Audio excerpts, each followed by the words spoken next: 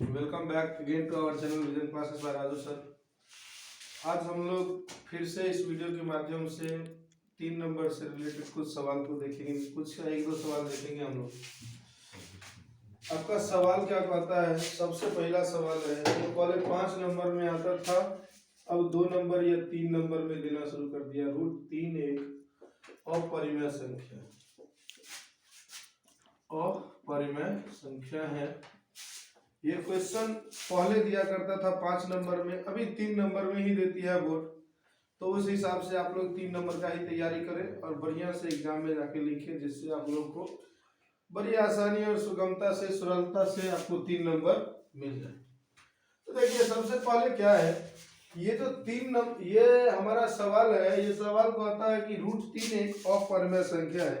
ध्यान से देखिए, बात यही हो गई, किसी एक समाज में रह रहे पुरुष को, जैसे मान लीजिए कि मैं एक पुरुष हूं और मुझे ये साबित करना पड़ेगा कि मैं एक पुरुष हूं। जैसा ये सवाल कर रहा है, √3 एक अपरिमेय संख्या है, कहने का मतलब मेरे खुद को साबित करना पड़ेगा कि मैं क्या हूं, एक पुरुष हूं। अब देखिए, ये साबित करने का 2 तरीका है। या तो मैं अपने आप को पुरुष साबित करने के लिए कोई तरीका ढूंढूं, दूसरा या तो मैं ये बता दूं कि मैं स्त्री नहीं हूं। अगर मैं स्त्री नहीं हूं मतलब मैं पुरुष हूं, और नहीं तो पुरुष का अगर कोई सिम्टम्स होता है तो उस सिम्टम्स के अनुकूल हम लोग चलते हैं, तो वो हम बता देते हैं। उस अनुकूल आप अपने आप को क्लासिफाई या क्लियर कर सकते हैं कि हम पुरुष हैं। सेम टू सेम यही सवाल कह रहा है। ये सवाल जो है ना, हम सभी जानते हैं कि रूट से रिलेटेड जो भी चीजें रहती है, जिसका कोई एक अलग वैल्यू नहीं निकलता है, उससे जो है ना वो हम लोग क्या लेते हैं, तो हम लोग उसको मान लेते हैं ये अपरिमेय संख्या है। लेकिन इस अपरिमेय संख्या को साबित करना पड़ेगा कि ये सही में अपरिमेय संख्या है कि नहीं। इसके साबित करने का हमने कहा 2 तरीके होते हैं। दूसरे तरीके, हम लोग पहले तरीकों को छोड़ करके हम दूसरे तरीकों को लेके चलते हैं कि भाई ये अगर मैं मान लीजिए कि अगर मैं इस 3 को ये दिखा दूं कि ये परिमेय नहीं है, अर्थात कोई एक संख्या यदि परिमेय नहीं है मतलब ये अपरिमेय है। बस मैं ये साबित कर रहा हूं इस क्वेश्चन में। तो देखिए, सबसे पहले क्या होता है, मैं मान लेता हूं, क्या मानता हूं, तो यदि संभव हो तो, ऐसा नहीं है कि √3 एक अपरिमेय संख्या नहीं है। हम क्या कर रहे हैं, इसको प्रूफ कर रहे हैं, और प्रूफ में क्या बता रहे हैं कि ये जो है ना √3 परिमेय है। अगर ये परिमेय हो गया तब तो परिमेय हम बताएंगे, नहीं यदि अगर परिमेय नहीं हुआ तो हम जेन्युइन कह सकते हैं कि √3 जो है ना वो अपरिमेय संख्या है, अगर ये साबित नहीं होता है तो।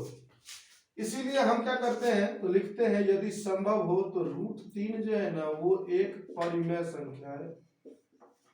√3 एक परिमेय संख्या, इसीलिए परिमेय संख्या की परिभाषा से, परिमेय संख्या का परिभाषा क्या कहता है, तो परिमेय संख्या की परिभाषा कहती है कि वैसी प्राकृतिक संख्या जिसको हम लोग p/q के रूप में लिख सकते हैं, जहां q is not equal to 0 होना चाहिए। तो हम लोग ये बना के आराम से चल रहे हैं।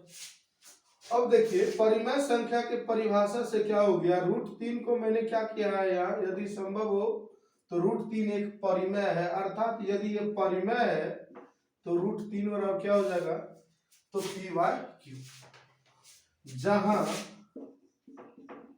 q बराबर 0 नहीं है, साथ ही साथ p और q जो है ना, p और q एक सह अभाज्य संख्या है, सह अभाज्य संख्या है।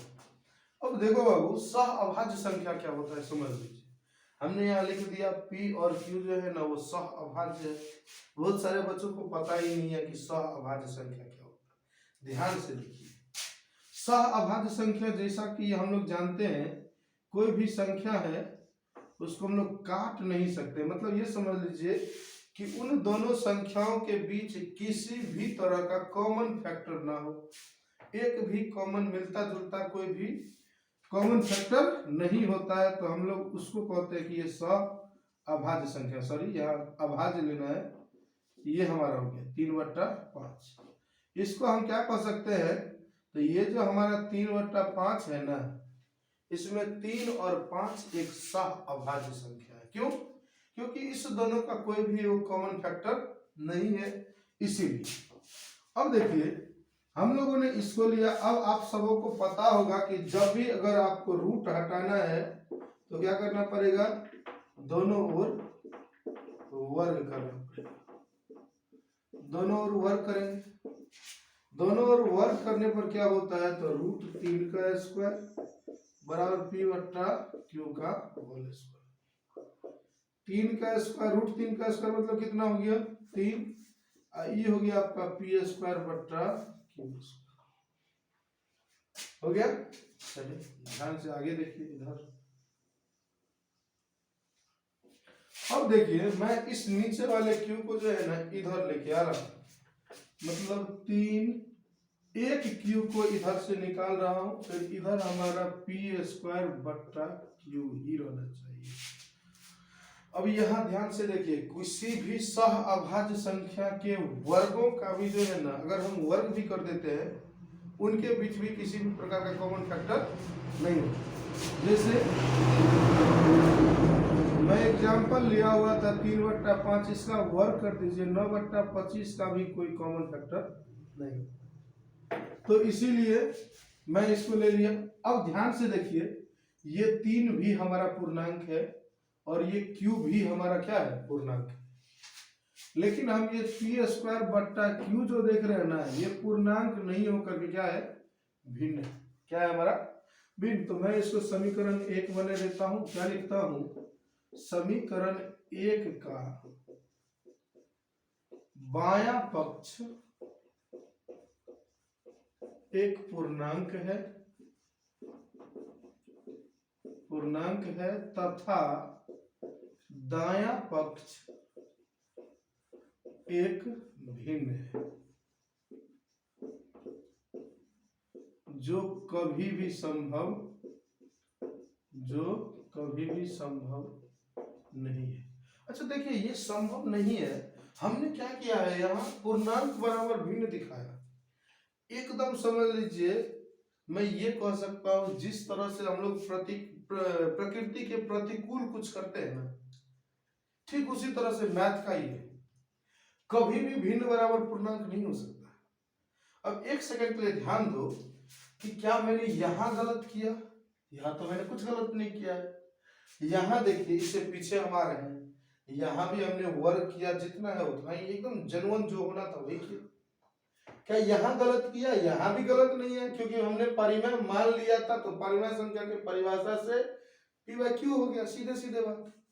हमने गलत कहाँ किया, तो यहाँ गलत किया।